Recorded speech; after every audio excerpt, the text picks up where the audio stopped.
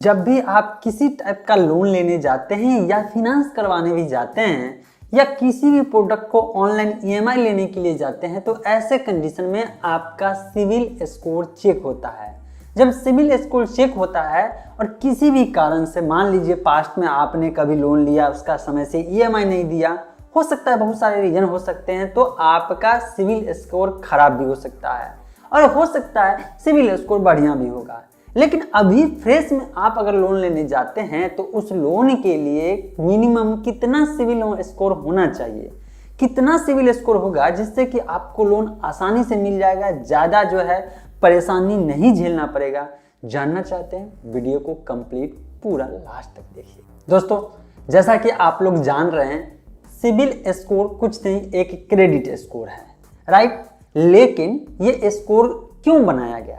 इसलिए कि ये डिसाइड करता है जितने भी फाइनेंस करने वाले हैं, पैसे देने वाले एजेंसी, इंस्टीट्यूशन जैसे कि बैंक हो गया या फिनांस करने वाला हो गया, ये सब हो गए।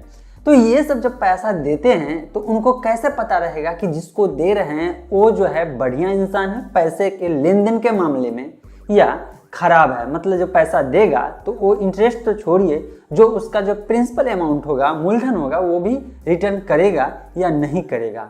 तो ये सब के लिए जो है एक क्रेडिट स्कोर का जो है कंपनी बैठा और वो जो है डिसाइड करने लगा, डेटा कलेक्ट किया, जहाँ जहाँ से लेन देन हुआ सारा डेटा कलेक्ट किया गया, इस अनुसार से एक जो है क्रेडिट स्कोर बनता है और सिविल स्कोर भी एक क्रेडिट स्कोर ही है।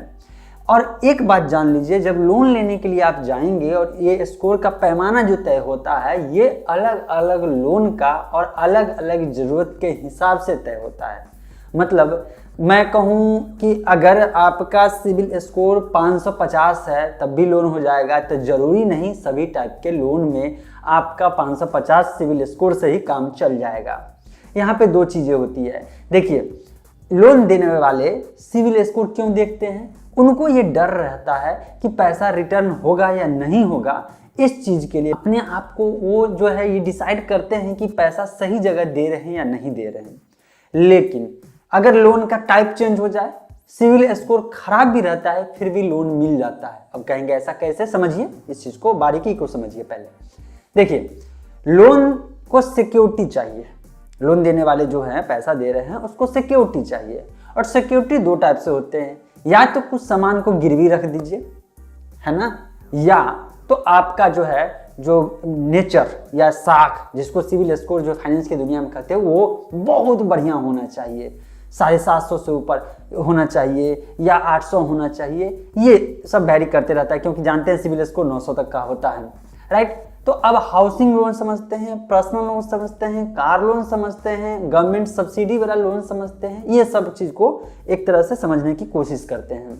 अगर आप हाउसिंग लोन लेने जाएंगे तो हाउसिंग लोन के लिए ज़रूरत क्या पड़ता है? इनकम टैक्स रिटर्न की ज़रूरत पड़ता है ना, कि वहाँ पे देखा जाता है कि घर के लिए जो पैसा देंगे तो इसके बाद इसके पास कितना इनकम है जो उसमें से ईएमआई को भी चुका देगा और अपना जो है लाइफ को भी सर्वाइव कर पाएगा, है ना। तो ऐसे कंडीशन में हाउसिंग लोन जो होता है, एक तो गवर्नमेंट सब्सिडी उसमें भी रहता है, अलग अलग टाइप के अगर योजना के अनुसार लेते हैं तो, नहीं भी रहता है तो उसका रेट ऑफ इंटरेस्ट कम रहता है। रेट ऑफ इंटरेस्ट कम रहता है। इसके बाद हाउसिंग लोन कहाँ मिलता है?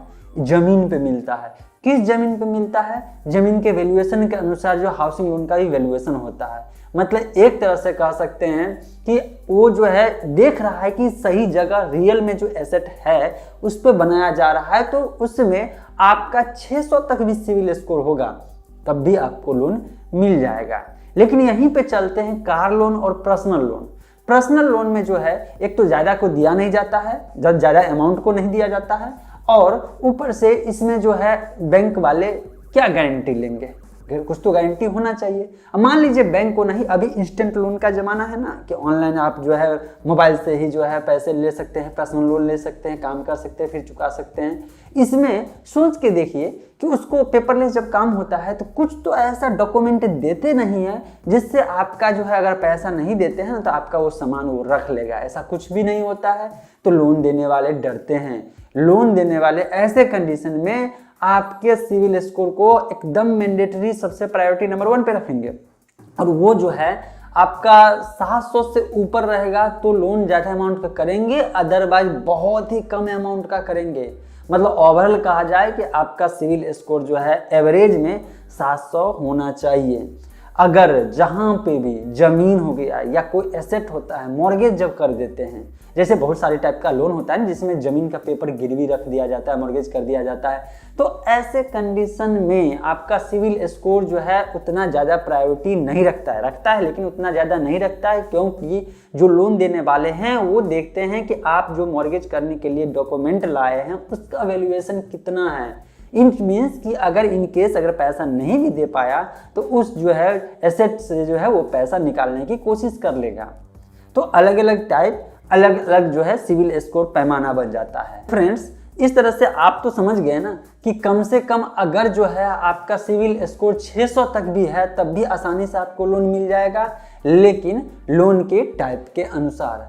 अगर फिर भी आपके मन में और भी सवाल होगा फाइनेंस से रिलेटेड या कुछ और भी, तो फिर नीचे कमेंट सेक्शन में जरूर जो है सवाल लिखिएगा, अपना ओपिनियन भी ले सकते हैं। और हाँ, इन्फॉर्मेशन काम का लगा हो ना तो लाइक करके ही जाइएगा, पॉसिबल हो सकता है तो शेयर कर दीजिए। मिलते हैं अपडेटेड इन्फॉर्मेशन के साथ नेक्स्ट वीडियो में।